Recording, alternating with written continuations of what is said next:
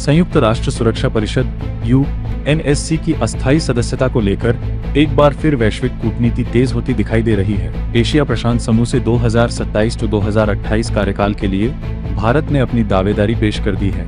भारत लंबे समय से संयुक्त राष्ट्र सुरक्षा परिषद में अधिक प्रतिनिधित्व और सुधारों की मांग करता रहा है। इसी बीच भारत की उम्मीदवारी को लेकर कई तरह की राजनीतिक और कूटनीतिक चर्चाएं सामने आ रही हैं।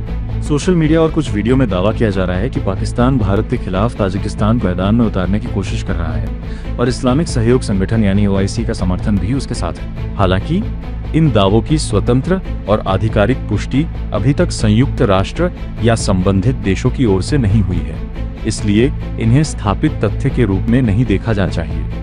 इस बीच पाकिस्तान के पूर्व विदेश सचिव और भारत में पूर्व उच्चायुक्त अब्दुल बासित ने एक इंटरव्यू में कहा कि भारत की कूटनीतिक स्थिति बेहद मजबूत है और ये मुकाबला होता है तो भारत को बढ़त मिल सकती है। उनके अनुसार भारत ने पिछले एक दशक में अफ्रीकी देशों, खाड़ी देशों और ग्लोबल साउथ के साथ अपने संबंधों को काफी मजबूत किया है। यही कारण है कि कई विकासशील देशों के बीच भारत की स्वीकार्यता पहले की तुलना में कहीं अधिक बढ़ी है। भारत ने हाल के वर्षों में voice of global south summit, Bharat Africa forum summit G-20 की अध्यक्षता और विकासशील देशों के मुद्दों को प्रमुखता से उठाकर अपनी वैश्विक भूमिका को मजबूत किया है।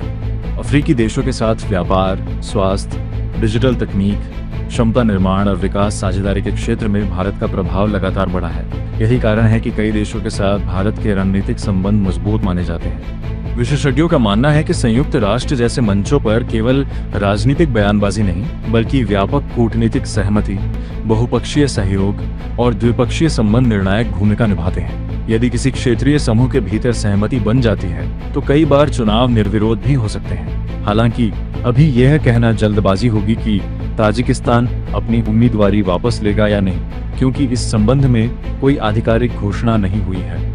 भारत और ताजिकिस्तान के संबंध भी लंबे समय से रणनीतिक सहयोग पर आधारित रहे हैं। दोनों देश आतंकवाद रोधी सहयोग, सुरक्षा, कनेक्टिविटी और मध्य एशिया में स्थिरता जैसे मुद्दों पर साथ काम करते रहे हैं। इसलिए दोनों देशों के बीच संवाद की संभावना से इनकार नहीं किया जा सकता, लेकिन किसी संभावित समझौते पर फिलहाल कोई आधिकारिक जानकारी उपलब्ध नहीं है। भारत लंबे समय से सुरक्षा परिषद में स्थायी सदस्यता की भी मांग करता रहा है। भारत का तर्क है कि दुनिया की सबसे बड़ी लोकतांत्रिक व्यवस्था, सबसे अधिक आबादी वाले देशों में से एक होने, तेजी से बढ़ती अर्थव्यवस्था और वैश्विक शांति अभियानों में योगदान को देखते हुए उसे स्थायी सदस्य बनाया जाना चाहिए। भारत के साथ G4 समूह, जर्मनी, जापान और ब्राजील भी यूएनएससी सुधारों की मांग कर रहे हैं। फिलहाल भारत की अस्थायी सदस्यता की दावेदारी को कई देशों का समर्थन प्राप्त है, लेकिन अंतिम तस्वीर चुनावी प्रक्रिया और सदस्य देशों के आधिकारिक रुख के बाद ही साफ होगी। ऐसे में आने वाले महीनों में संयुक्त राष्ट्र की कूटनीतिक गतिविधियों पर पूरी दुनिया की नजर रहेगी।